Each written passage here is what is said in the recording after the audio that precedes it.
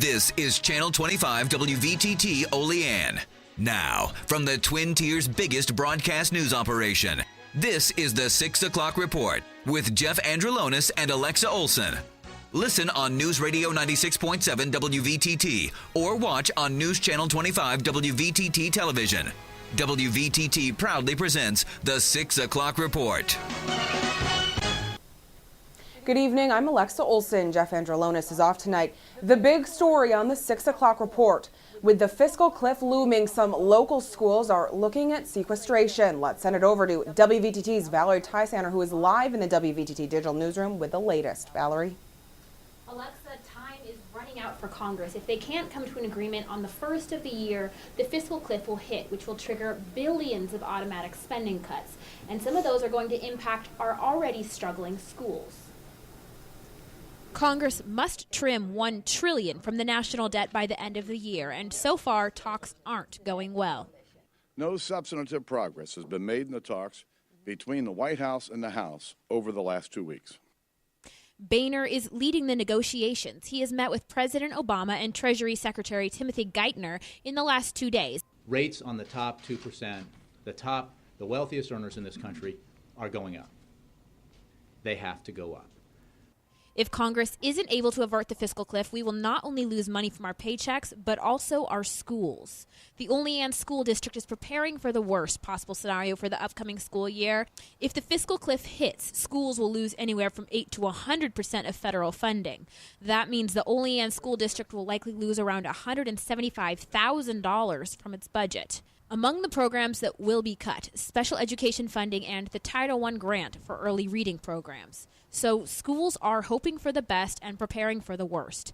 And if the worst happens, schools will have a $1.2 million budget gap. In order to prepare, schools are looking elsewhere for revenue. An ad hoc budget advisory committee has been implemented to advise the Board of Education Finance Committee. And to make sure that our local schools aren't left in the lurch, school administrators are joining forces to march on Albany in early December. We will have more on that as we get it. In the WVTT Digital Newsroom, I'm Valerie Tysander. Back to you. Thanks, Valerie. And to get the latest on the fiscal cliff, make sure that you visit our website, twintiersnews.com.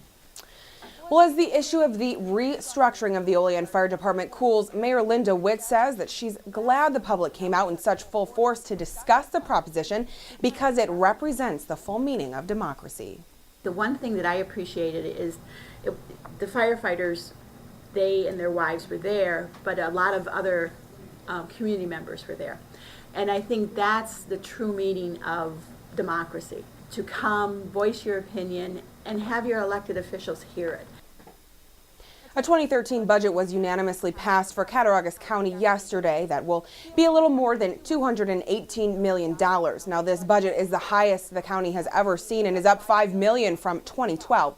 The growth is because County Clerk James Griffiths fought to reinstate the motor vehicle office services in Olean, Little Valley, and Delavan. That was not in the 2012 budget. Now, Griffiths barely defeated County Administrator Jack Searles, who said the motor vehicles would add about $100,000 to the budget, while Griffiths says it would be around $30,000.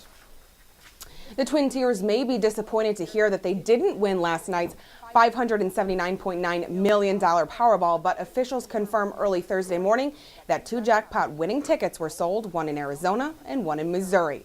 The drawing Wednesday night for the Multi-State Lottery Association's prize has been racking up after 16 consecutive drawings that produced no top prize winners. This was the second largest lottery in history. Tickets early Wednesday afternoon were selling at a rate of $130,000 a minute nationwide and sparked people to buy who normally wouldn't. Now, during the holidays, it can be difficult to find parking, and sometimes people get competitive. But Wednesday evening, that competitive streak caused a Jamestown man to get arrested.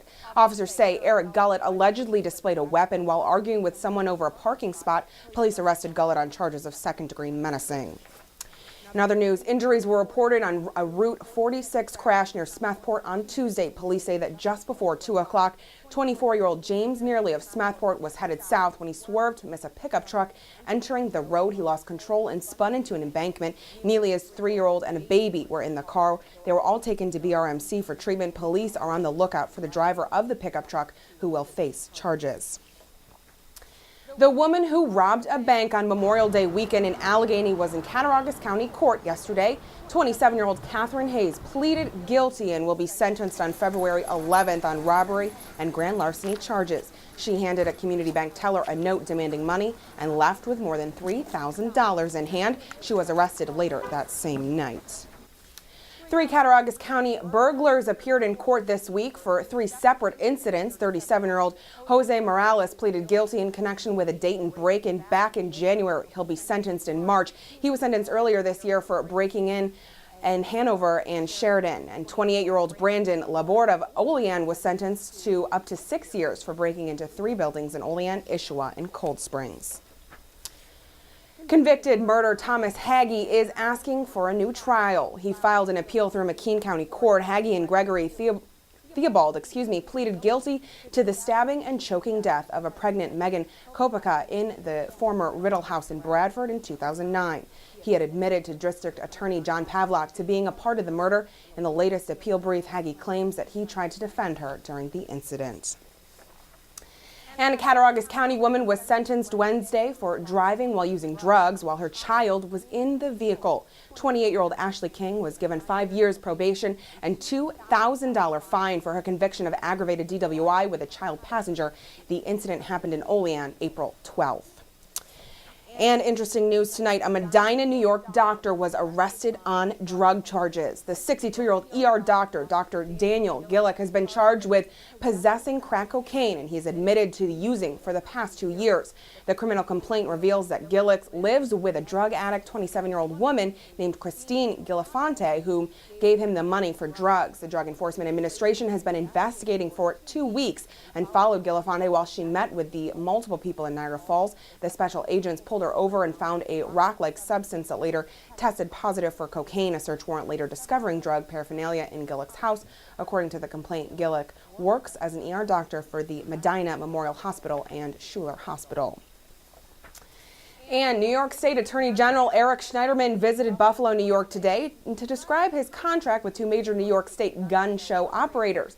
Now, the agreement is intended to restrict the sale of illegal firearms. One of the major operators is Niagara Frontier Collectors Incorporated in Chautauqua County. They hold a gun show throughout the year. And what rings in the holiday season more than the sound of bells? The Salvation Army has already set up their red kettle collection buckets. The Salvation Army has set up a bell ringing station at different locations in Olean, and like the guy here at Tops, there is always room in the red kettle for a little more green. If you would like to volunteer your time by ringing bells, you can contact the Salvation Army for more information. They would always appreciate more volunteers. Well, we have more news coming up, plus some breaking news you're not going to want to miss. Please keep it here on News Channel 25 WVTT.